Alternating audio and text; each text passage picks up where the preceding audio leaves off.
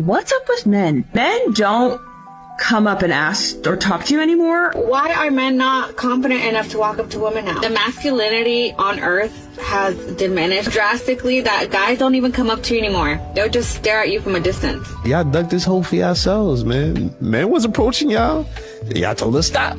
Men are really terrified out here, bro. Of being labeled as a creep, being inappropriate, or like Getting embarrassed in public, you know what I'm saying? I mean, end up viral because you want to ask the woman out in the most respectful way, like, you know what I mean? So I think men are just choosing their peace. That's a very specific kind of lonely that no one talks about. I overheard two women at a wine bar tonight saying that dating just feels impossible now. I'm in my 30s, I hear this everywhere. So many smart, independent, beautiful women who really have their lives together, and yet they're all struggling. Is it New York? Is it a metropolitan city thing? But I don't think dating got harder because men got worse. I think it got harder because women just got clearer. We worked hard to make our own money. We did the healing. We built our own stability. So the bar isn't chemistry and potential anymore. It's consistency, emotional maturity, someone who's actually done the work. What suddenly used to feel like enough just isn't anymore. That's a very specific kind of lonely that no one talks about. I'm still figuring it out too, but I hope this can be a reminder. It is not you being too much. This is just us knowing our worth. I hope this helps. Let me know what you think and follow for more. You know, one thing that these modern women do is they try to skip the line.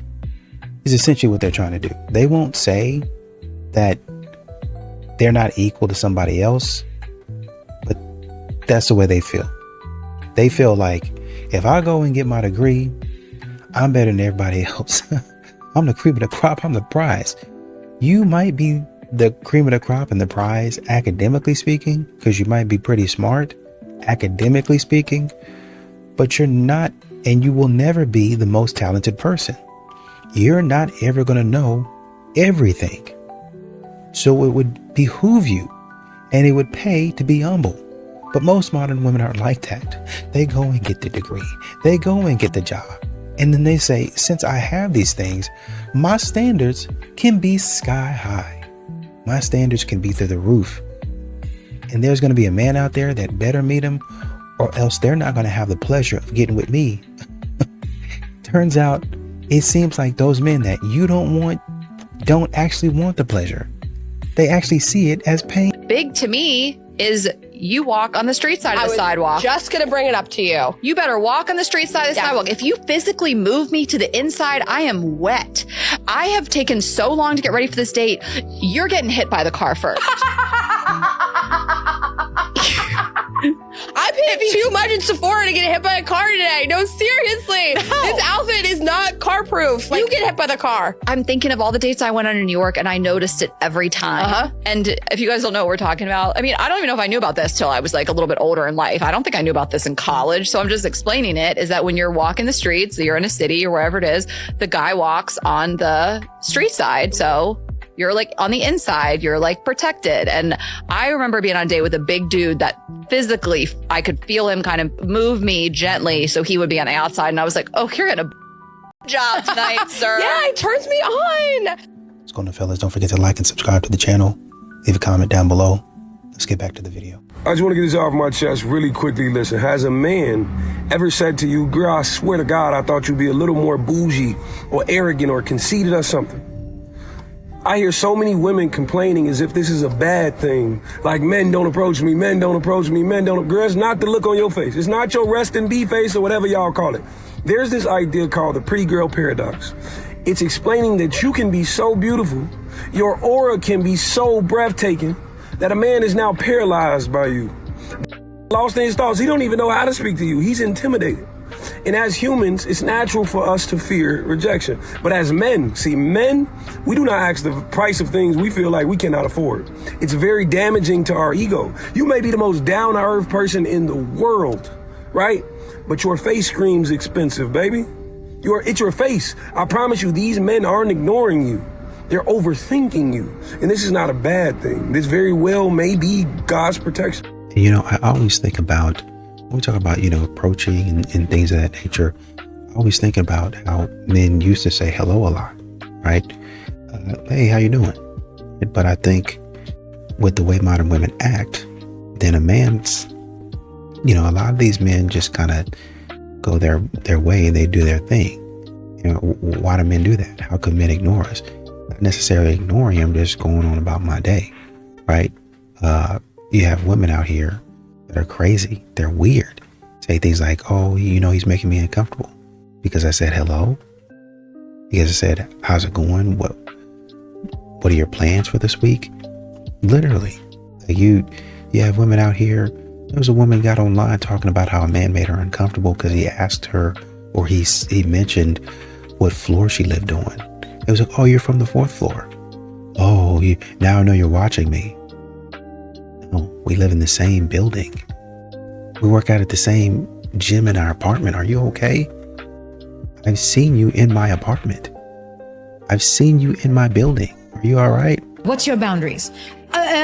I don't know, lying. I said, these are not boundaries, you know, these values. So people know the concept of boundaries, but they don't sit down to discuss what are their boundaries. Like they don't have a list of boundaries. And I feel like once you create a list and you have a foundation, you don't have to protect yourself anymore. Once someone crosses the boundary, immediately you know where to put them. Like people choose where they are based in your life.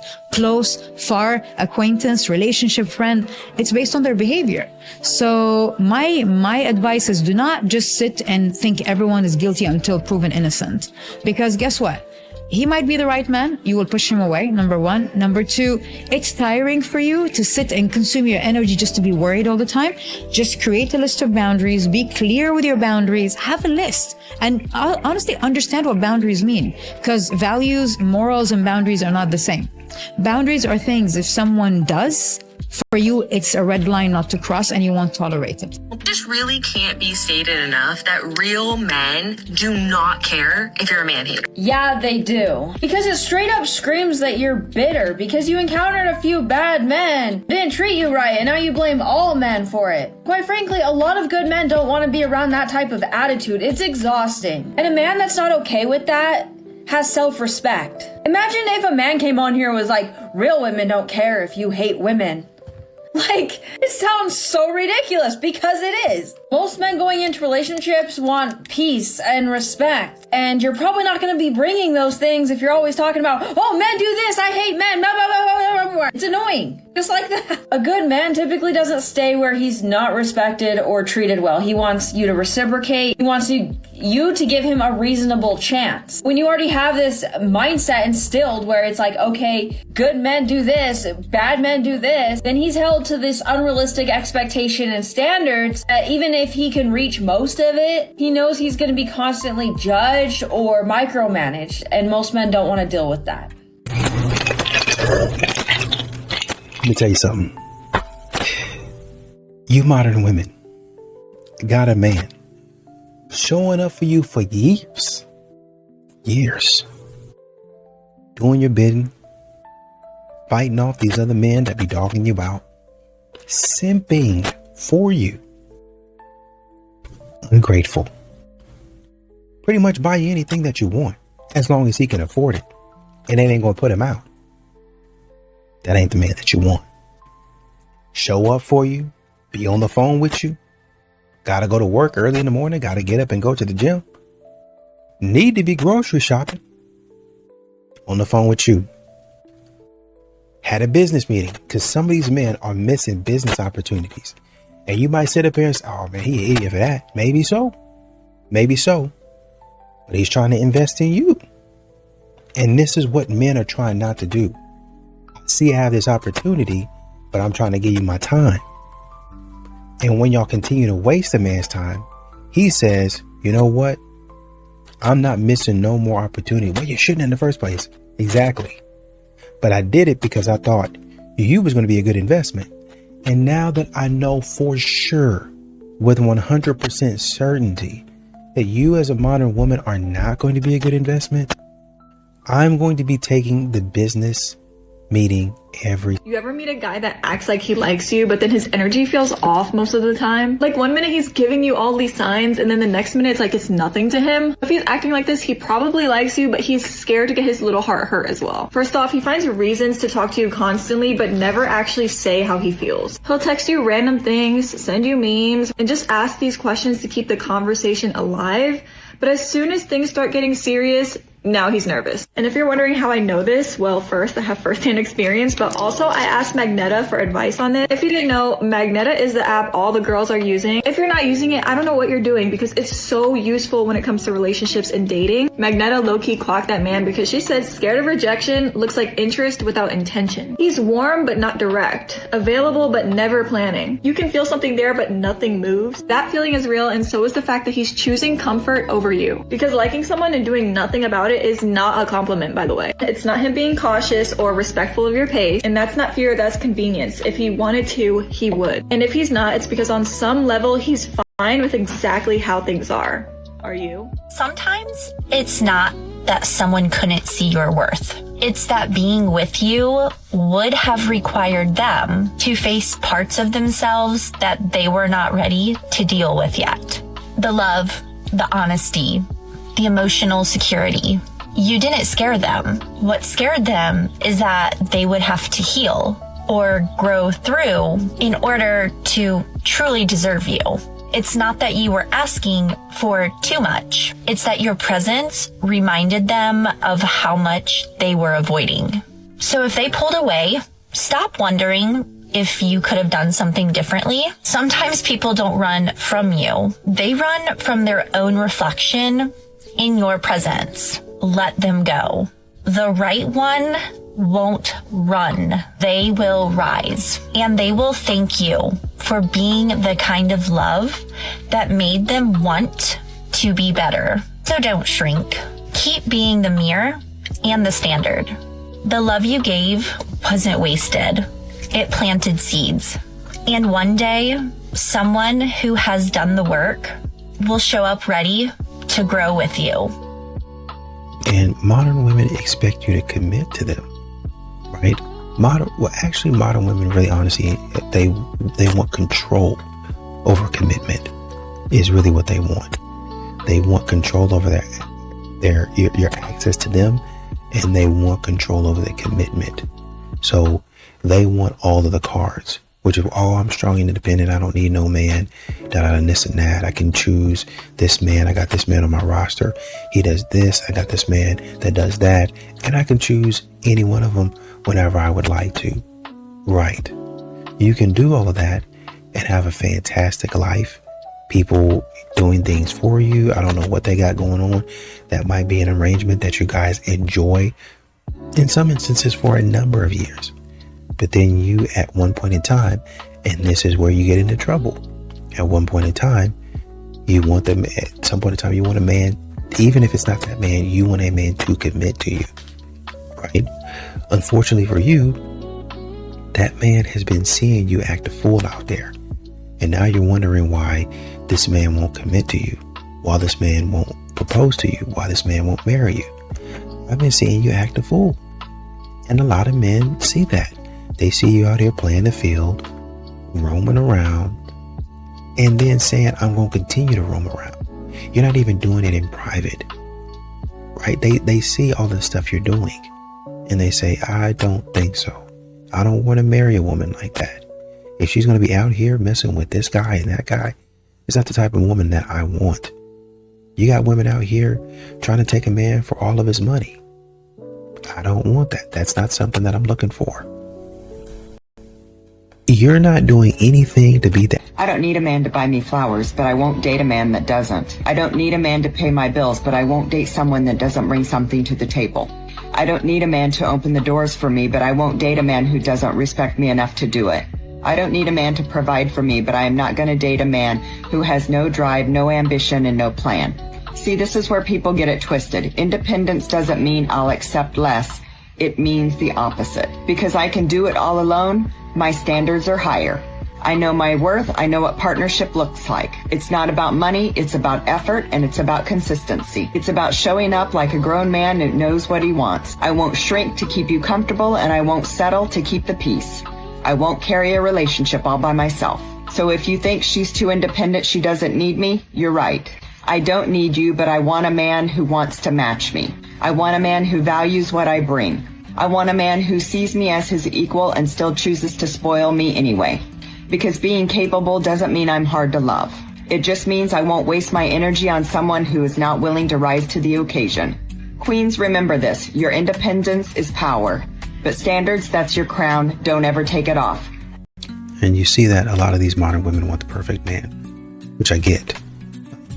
It's just that a lot of times you guys don't really bring perfection. You bring chaos, trouble, stuff that men can't use, stuff that men don't want to be a part of. It almost seems like modern women bring the exact thing that a man doesn't want. That makes sense?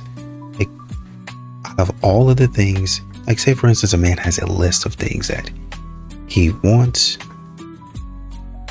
could tolerate, and then the things that he absolutely cannot tolerate. And she brings none of the things that he wants. Well, you know, she probably looks good. So that's a thing. It's a major thing that he wants. But she's not bringing anything in the middle. I have the looks, but then all this other stuff that you don't want, I'm going to bring. By body count, I'm going to bring that. Instead of just saying, okay, well, you know, there's been a few guys that I've, you know, experimented with. We'll say it like that. You've experimented with the entire town. What am I going to do with that? I mean, unless you're a dude and you've experimented with the entire town, then yeah. And I guess if you like a woman that has experimented with the entire town, then I guess that wouldn't be a problem for you. So, you know, if that's the case, I'm just saying, the things that a lot of men would say, well, you know, I would kind of go this way and I'll kind of leave these things alone. The vast majority of the things that a man would leave alone, these modern women are bringing to the table. All right, so this is a genuine question for all the men out there. Can you guys explain to me why men don't approach women in public anymore? And before anyone starts fighting in my comments, yes, women can approach too. I know. Everyone relax. But I'm talking about like real life flirting at the gym, at a coffee shop, at bars, at ShopRite, like actual human interaction. Because the amount of eye contact happening lately with absolutely zero follow through, insane. Like, sir, we've made eye contact 6 times in Wegmans, and now you're examining pasta sauce near me with deep concentration. Just come talk to me. And honestly, I feel like meeting someone naturally in real life is so much better than the dating apps. Dating apps feel like everybody's exhausted, everybody's performing, everybody's talking to 14 people at once. Meanwhile, in real life, people will clearly be interested in each other and then just walk away. So I genuinely want to know from the men, what changed? Are you worried women don't want to be bothered anymore? Is it fear of rejection? Did dating apps completely destroy everyone's ability to speak in public? Because I don't think attraction disappeared. I think everyone just got too in their heads to act on it. If a man has to beg for affection in his own home, something is already deeply wrong. It's not about he just wants to be touched or looked at like he still matters. A man shouldn't feel invisible next to the person he's building a life with. He reaches out to connect, but you pull away, and his efforts feel like a problem. So he stops trying, stops asking, stops risking rejection, not because he doesn't care anymore. Caring just started to hurt too much, and eventually he goes quiet. No fights, no complaints. People may say he changed, but really, he learned that affection had become something to earn. Warmth felt conditional. Love felt like a prize that could vanish anytime, and that's painful. When affection is withheld, the message is clear. You don't really matter to me anymore. Don't let your marriage turn into a place where one feels unwanted or afraid to speak honestly. Even the strongest men don't leave loudly. They leave emotionally long before they walk away physically. If this sounds familiar, it's not weakness. It's about a connection that's missing in your relationship. You need a way to start talking again, to ask the questions you stopped asking long ago. And what's funny is a lot of modern women, they like to do background checks on you, like you're they're hiring you to be the next VP or the next CEO or something like that. You know, what company did you leave? let me, get some references. Let me talk to people that you worked with. Let me talk to your boss, right? and you sitting up there like, ma'am, this is Chipotle. We're just trying to get to know each other. This is Starbucks. I'm just trying to see if I like you. You trying to see if you like me. That's it. But they're going to the end, and I know they're pulling out. Well, you got to be safe. I got it. I understand it. But even at that angle, when a man says, okay, well, if you're wanting these things, you're wanting to know these things about me, well, can I know these? And it'd be respectable things. What can I know about you? Can I know these things? These are things that I would want to know about a woman, and I would be curious to know about my next potential partner. But all of a sudden, those are inappropriate, and how dare you? Don't you have any manners? Chivalry is actually dead.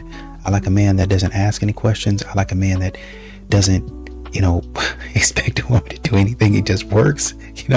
That's a real man. All of a sudden they pulling out the think pieces on what their grandfather did. Some of these women don't even know their grandfathers. Well, I heard stories. No. Your grandfather wasn't doing any of that. Matter of fact, and that's not to say that he wasn't a good man. It's just to say sometimes we be putting things out there that didn't actually happen. We would have wanted them to happen, and sometimes we're memorializing people as if they did something that they didn't actually do. So, what's the problem? What you mean, what's the problem? What's the problem? Sorry. What do you mean, what's the problem? I mean, in order for us to be together, this is what has to be done. In order for you to meet my parents, this is what has to be done. For all of me to meet your parents, why are you, number one, why are you recording me? Why are you recording me? Because I'm trying to make it make sense. I don't get it. I don't understand the problem, so I want to get everybody's opinion. We've been dating almost a year, and then you hit me with, the only way I can meet your parents is I have to convert to Islam. Yes, that's the deal.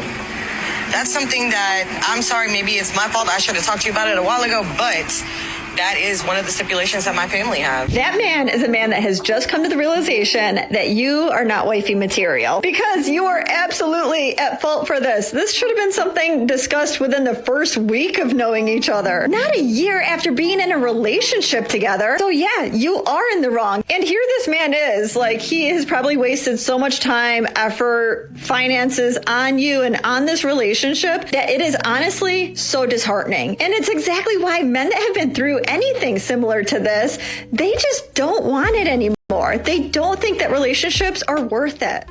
And I think a lot of these modern women aren't really sure what a man actually is. They're not really sure what masculinity is. They're not really sure how to even handle masculinity, to be honest with you. They think they know. They talk about how they know. They talk about what they want. They didn't watch the Hallmark movie somewhere. They didn't read a book somewhere. They didn't go to the movies and seeing some type of romantic comedy or some romantic movie or Twilight reruns or something like that. And they're like, oh shoot, that's the type of love that I want. That's the feeling that I want. The fact of the matter is there is no feeling, because that's a movie. They're actors and actresses. So there's most likely no feeling. It's professional. It's fabricated. It's fabricated. Now, there has been some instances, I guess a few number of things where you have people that have worked together on set. I think Brad Pitt and Angelina Jolie way back when they did Mr. and Miss Smith. Classic, by the way. Well, I like the movie.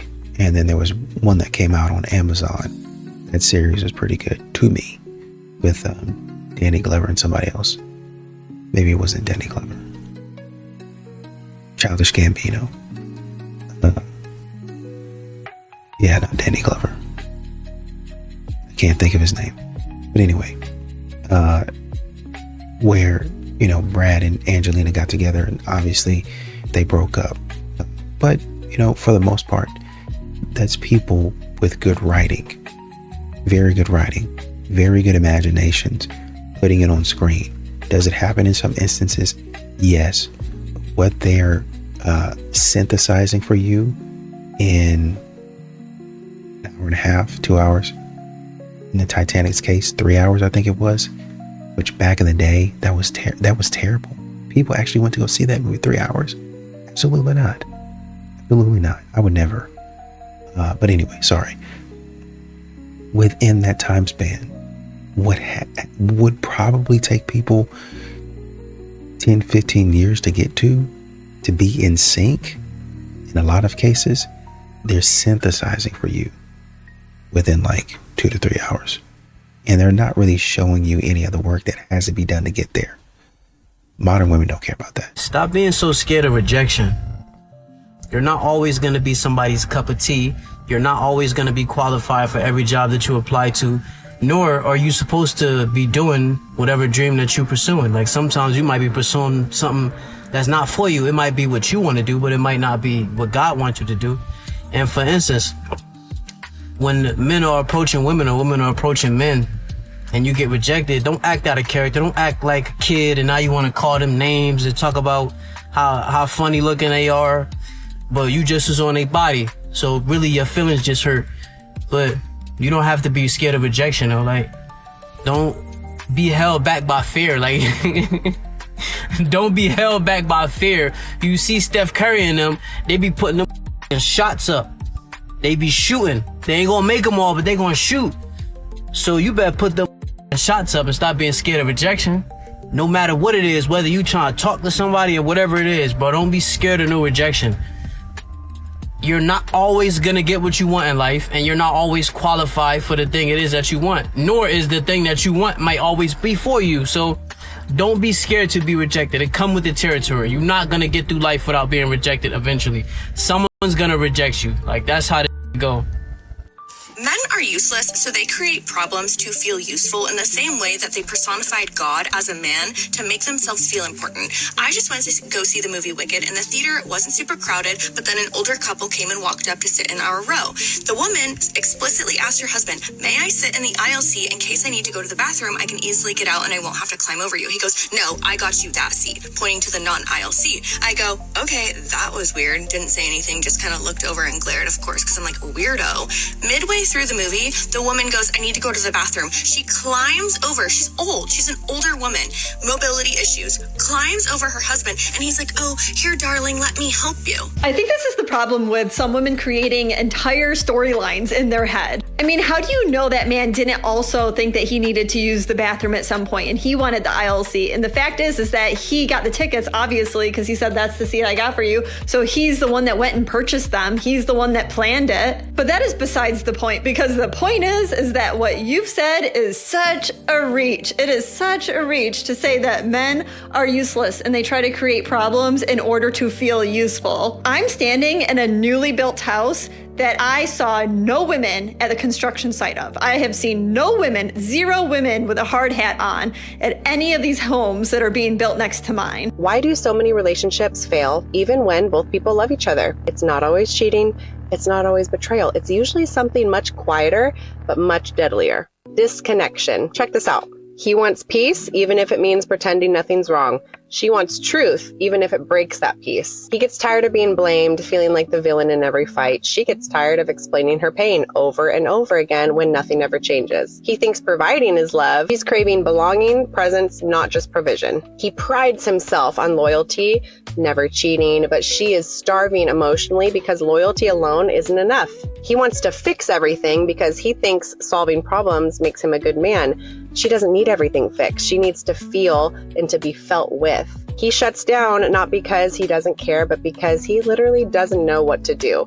She breaks down not because she's weak, but because she feels alone. Again, he needs respect to feel safe. She needs softness to feel safe. He grew up suppressing emotions to survive, but she grew up believing love means expressing your emotions to feel close. Do you see the gap?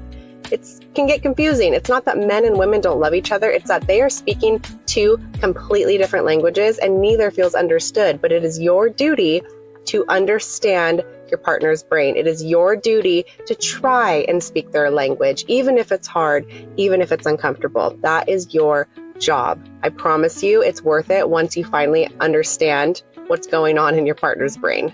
Chris, why the you at that house? Why the you at that house? Huh? Get your dust over here! How the is Chris gaining distance on the car? How the is Chris running after? Chris is soaring. Chris is a track star. Chris got wheels. I mean, I had a 26-year marriage, working this stuff out, and from being in mom head, and then business head, and then really in business head. Now Greg retired, and he would be concealing it, and he would spring it on me. Like I was leaving for 5 weeks. Can we do it now? No. And we made this deal, but he made the deal under duress, which is not a true deal. Because I got so mad at him really not asking, trying to figure out for me when would be a good time. I'm the only one who knows when's going to be a good time. Ask me. And so we made this deal that all he would have to say, because then he could, do the manly concealing thing. Can I have a when? Or he'd say, I'm looking for a when. And I'd say, in the next 12 hours, 24, 36, 48. 12. Okay, let me look at my calendar. And then I would, 6:50, be there or be square. Come naked. I'll be the naked one in bed. And I thought, okay, this can finally work, right? Like it's just straight, it's clear, it's clean, I want to provide. And then he did this thing I wanted to him. I show up. I've been priming myself ever since I said 6:50. And I show up, and he says, it's okay if you don't want to do it.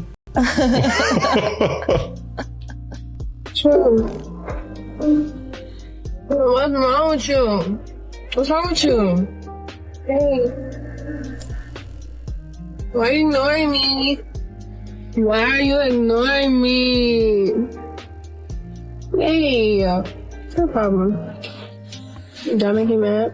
Did I make you mad? Did I make you mad? I didn't do nothing. Was it because I made you wait long?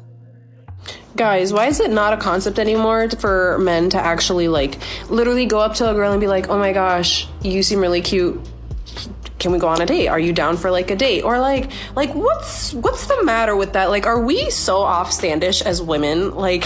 Do we hate you guys so much to the point where you guys don't have the balls to ask us out? Because I just really wonder, or do you guys just like to stand from a distance and just look at us very creepily and not say anything? Can someone explain to that? I need the male perspective on this, because at this point, it's actually really weird and I don't like it. And y'all text too much. Y'all be texting too much. I don't like that. I don't like texting individuals anymore. If you want to get to know me, send me, literally send a letter to my home address. I will write you one back. Buy me flowers, ask me out to go to dinner, let's go on a walk, let's talk face to face. I don't do this ding, ding, ding, ding, ding, anymore. No, I don't do that anymore. And I can't do that anymore because my frontal lobe finally developed and I actually hate speaking to an individual through texting. I can't handle it anymore. Don't text me. Call me, maybe. Don't text me. I don't do that anymore. Or send me a letter. Actually, send me a letter. I want to write one back. Or send. You don't have stamps? Send a pigeon. I'll send a pigeon back. We'll find some way to communicate. If he wanted to, he would.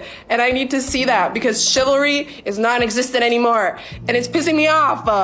Nobody really talks about this, but it is so important to have a partner who matches your ambition. Right now, I'm in my studio, I'm doing my work, Vedant is in his studio, he's doing his work. And then at the end of the day, over dinner, we'll go over everything that we did and what worked out, what didn't work out so well, where we are stuck, what we're building next. And we'll talk this out with each other. And this is the kind of relationship that honestly changes you, because when two people take their goals very seriously, discipline becomes almost automatic. click, you are very growth oriented together, and motivation does not need to be forced upon you. You naturally want to do better. Alrighty, son. Hypergamy is about being a secure man. That is what women are trying to find out with the men they are interested in. They can still sniff out when a man is weak with status and money.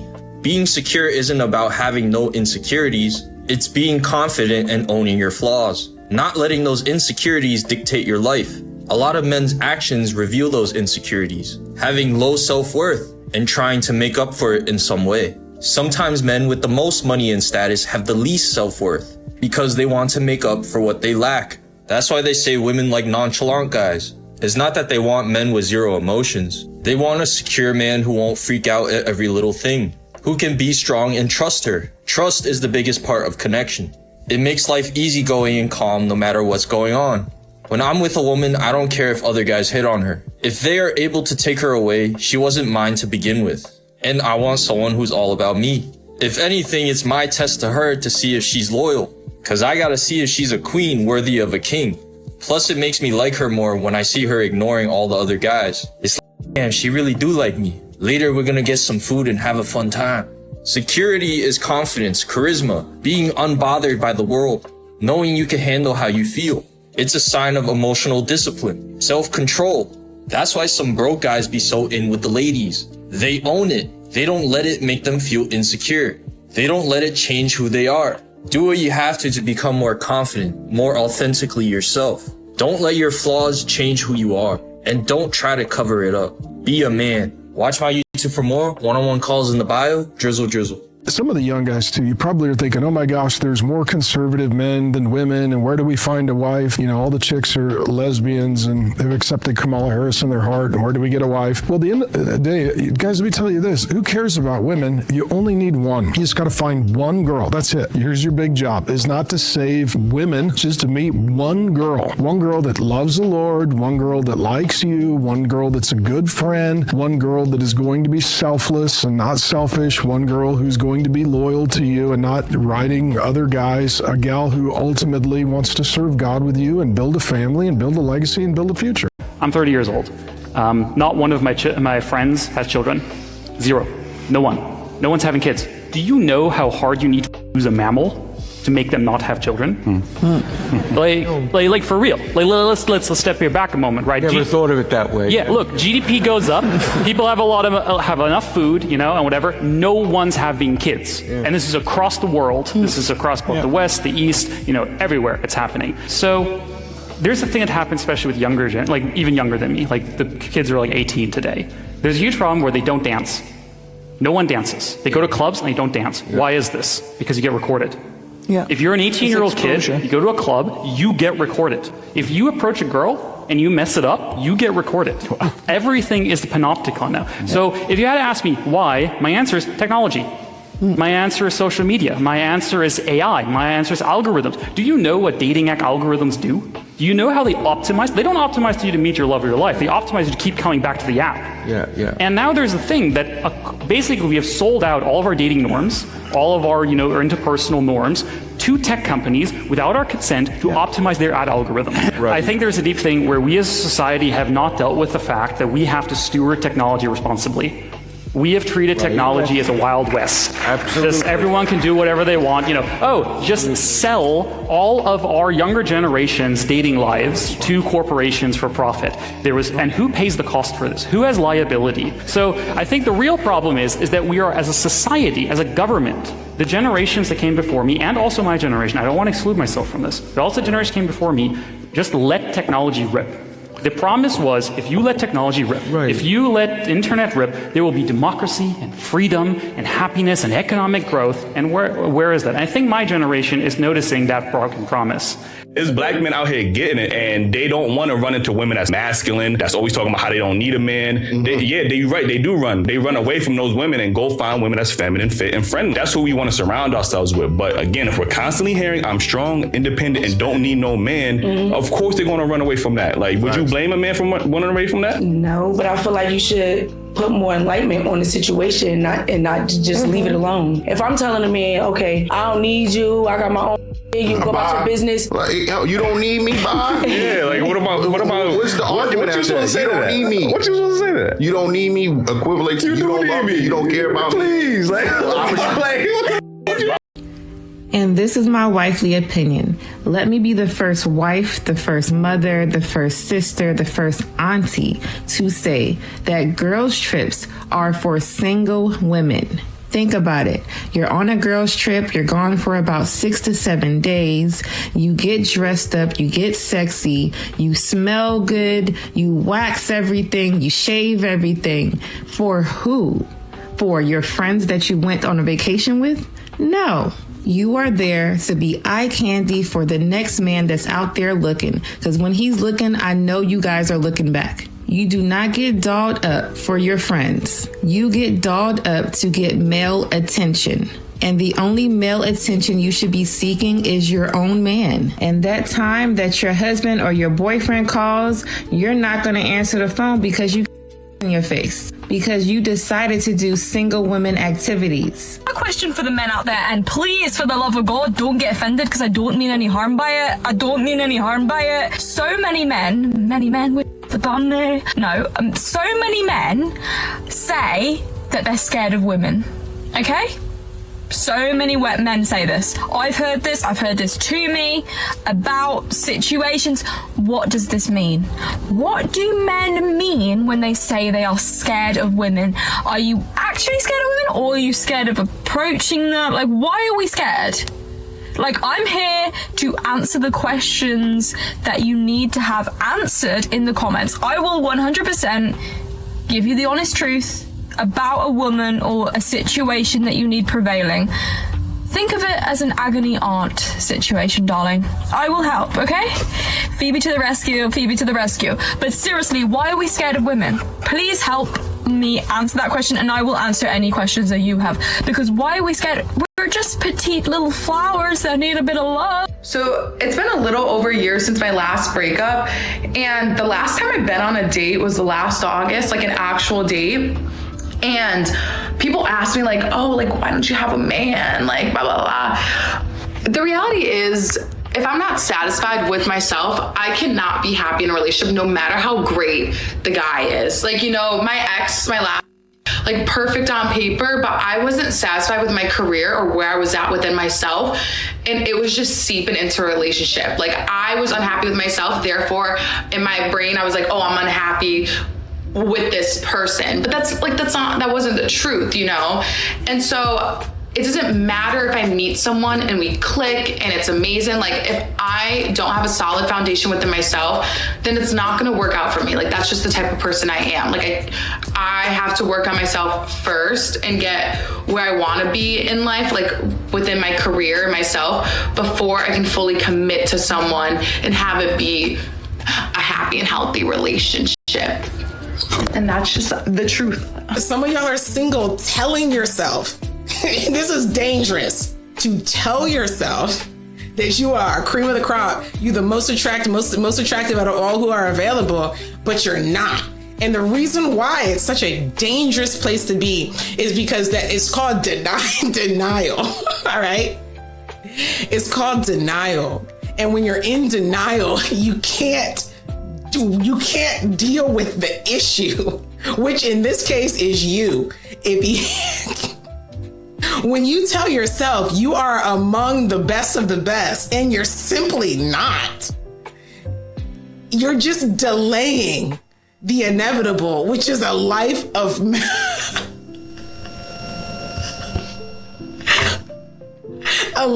malfunction. It's not funny. These are people's lives. These are your lives. And you gotta get it together. It's not funny. We gotta snap out of it, y'all.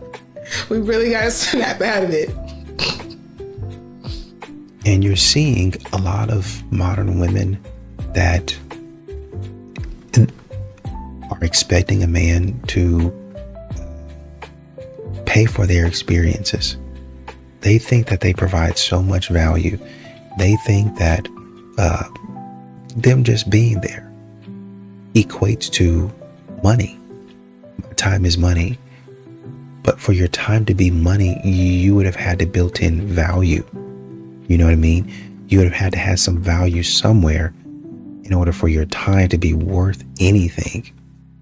A lot of modern women are bums. So their time, oh, well, I look good, so I should have a modeling contract. You look good, but you don't look as good as you think you do. You know what I mean? Number one. Number two, you still have to bring some sort of value to whatever it is. Number one. Number two, let's say you're going out there and you're doing some sort of modeling, or you're an Instagram model and you're breaking into that space. Great. You're going to get a lot of people that like you. You're moving into a different space to where you're going to have to go beyond the surface level, provide more value.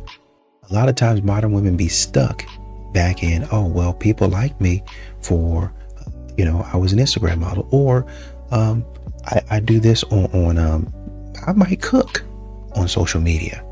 Great, you're a cook on social media. As a man, I would expect you to be able to cook for the house. Oh, well, I only do that for Instagram. I only do that for social media. But I don't cook for no man. Why would you withhold the talent? And that's what I'm talking about. The things that you could do for a man, you don't do for a man. Say a man brings money to the table, or, he might bring money, or he might, look good. Yeah, hey, show me how to look how you look. Okay, well, I go to the gym, I eat this, this, and this. He's got to bring some sort of value. Well, it's a diet plan, and now I look good.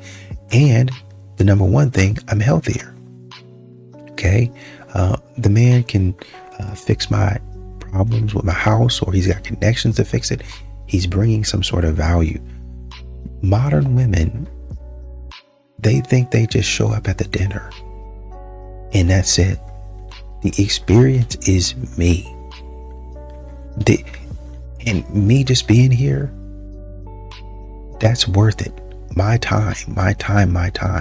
Who I am. You owe me for my time. No, that's not how that works. You haven't given me any value yet.